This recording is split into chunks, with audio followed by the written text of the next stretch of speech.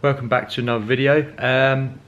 So the dust has settled since round 2 of the British Drift Championship. Of course, if you watched my last video, you will have seen that I didn't have the greatest of events or rounds. Unfortunately, really struggled with the car, struggled to drive it, struggled just generally all weekend and didn't enjoy myself. We've got the car to get sorted. It's covered in mud still from the little excursions going off track and stuff. One of the things that I've picked up on, when it's become apparent, is the fact that my diff, which is an R33 GTR mechanical LSD, appears not to be locking. So basically it meant that when I was doing like figure of eights, like you'll see a lot of the drifters doing, to scrub the front tyres and get some heat into them, and obviously to warm up the rear tyres and do like donuts and stuff, it meant that the inside wheel was spinning, so I couldn't push the front tyres to get heat into them. The fact that the diff may be unlocking and locking as I clutch kick and lift off the throttle and back on the throttle. The one way that I can make a bit of a difference is to take the shims out. I believe they're shims or the springs inside, and swap them around, because the GTR diff from factory came with them in a certain order, but it's quite a weak setup. Well, obviously on a four-wheel drive R33 GTR, you don't want a diff locking or skipping, because that'll obviously cause problems. So, you know, that was fine, but obviously in this application, where it's going to be beaten on and driven hard and drifted, it needs to be locking. I need it for the predictability and general, you know, like handling of the car. So yeah, gonna hopefully take the diff apart now and align them in the correct order and give it a go at Rockingham practice day, and see how we get on, see if it makes any difference. 24 hours later. So what we have done is swap the shims round to supposedly the correct order to hopefully tighten up the LSD or limit slip diff and make it actually lock. I don't know if it's actually going to work, but we rushed it out last night, put it back together, filled it with oil, sealed the casing. As you can see, I would have shown you the insides of it and swapping it around, but we were in quite a rush to do it, because I'm doing a half day at Rockingham today with Stuart Egdale, teammate. So the plan is now chuck the diff back in, give the car a quick wash, because it's covered in mud, as you can see still from the little excursions at Teesside. Then trailer it up and then head off to Rockingham. So yeah, I'll chuck the diff in now, clean it, and we'll get going. Right, so we finally made it to Rockingham. The car is all set up. I say all set up, it's got new tyres on the back, and hopefully the diff is going to work. So yeah, Stuart Egdale's just gone out on track now. We're going to hopefully get some good twinning in, and yeah, hopefully have a bit of fun on the new layout. So let's switch to some onboard footage.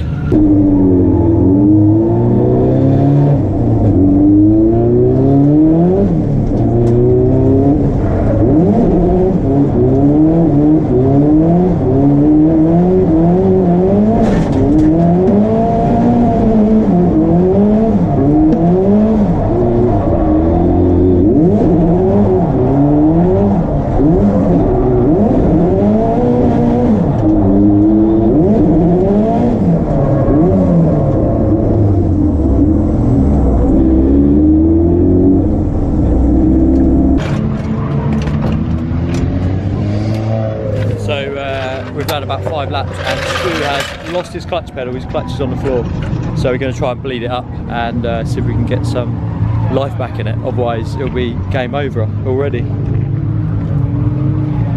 But what we think is happening is, obviously the turbo there, the seriously hot turbo and downpipe, that's the brake master cylinder.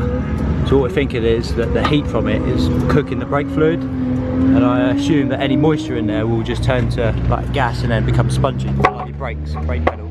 like when you get brake fade. I think anyway. So yeah, we're going to jack it up, try and bleed it out, fresh fluid, and hope for the best.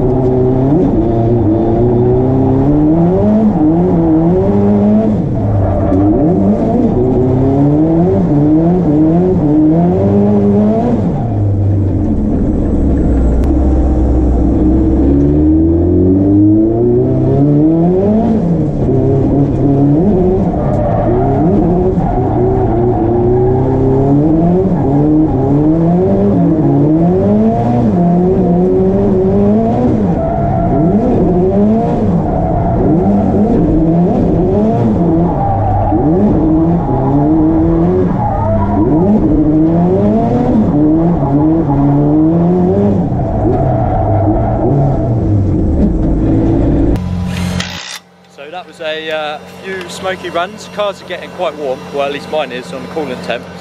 I guess it's because it's a really short track with very little like straight line speed to cool the car. Stu's obviously got a rear rad, so his is alright. But yeah, I've given Stu my part worn Tri-Ace tyres. What a kind fellow I am. So he's going to have a go on these. So he's getting rid of the loads of life. Dead skis. He's getting rid of the budgets, the dead normal road tyres, and he's going to put in the Tri-Ace, or put on the Tri-Ace semi-slicks that I run. See if he notices any difference. I don't think he'll notice a great deal of difference on this small track, but you never know. It's good to get a bit of experience anyway. So let's get back out there.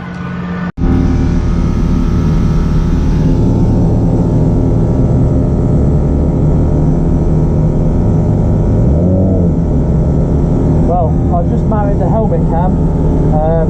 I know the audio will suck, but hopefully you can get a different view compared to the roll cage mount.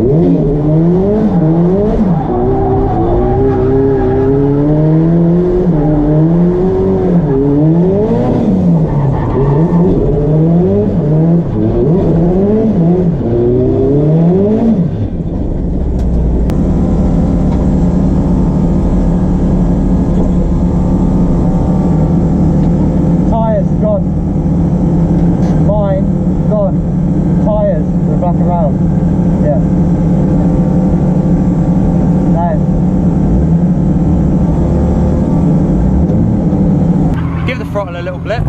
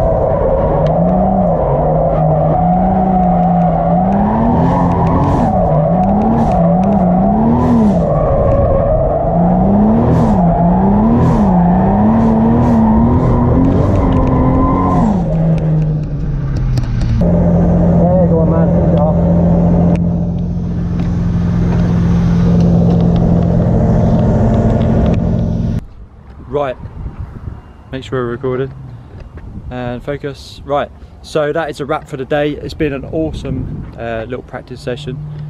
The car is all in one piece minus the rear bumper, but we won't worry too much about that because it was damaged from T-side anyway.